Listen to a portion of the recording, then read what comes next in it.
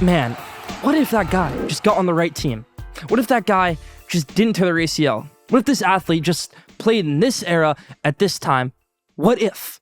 That's the theme of this week's Top 5. The Top 5 what if players of all time. I got an honorable mention right here. It's Emoni Bates. If you don't know who Emoni Bates is, well, he was the number one recruit in pretty much all of high school. Unclassified. Didn't know what class he was in, but he was the number one recruit in all of high school when he was a sophomore. But I think if Emoni Bates was coming out of high school today, from what we saw from him in high school, there was no doubt in my mind he was going to be an NBA superstar. Just sad it didn't turn out that way. For 5, one everybody likes to bring up, Derrick Rose. A bit before my time, and I don't know if Derrick Rose would have been as good as people think he would have been. People say that Derrick Rose in his 2012 MVP season would have been one of the best point guards, if not the best point guard of all time, if he stayed healthy.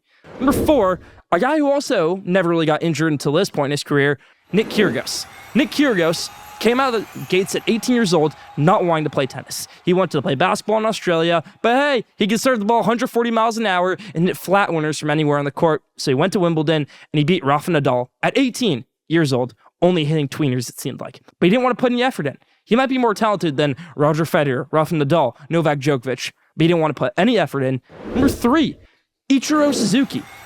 Now you can say, Lane, how is Ichiro Suzuki number 3 on this list? He's an MLB Hall of Famer. He has 3,000 hits in his career. No, I think Ichiro Suzuki could have been the GOAT of baseball had he come over to America earlier in his career. Ichiro Suzuki came over to America to play in the MLB when he was 27 years old. That's older than guys like Juan Soto, Fernando Tatis Jr., Ellie De La Cruz. He would have been one of the GOATs of baseball, at least hitting-wise. 3, Ichiro Suzuki. Number 2, one a lot of people might not know about, one of the biggest ones in sports history, Monica Seles, a tennis player who won her first Grand Slam.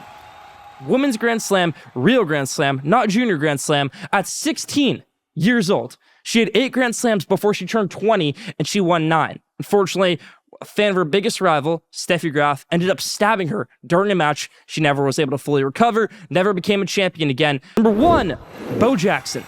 Bo Jackson is a legend in everybody's eyes because he played football and baseball, and he excelled at both. He was a Heisman Trophy winner, but he's not in the Hall of Fame for the NFL or the MLB because he didn't play very long. He retired at 28 years old in the NFL, which is a bit young for running backs in the NFL, at least during that time.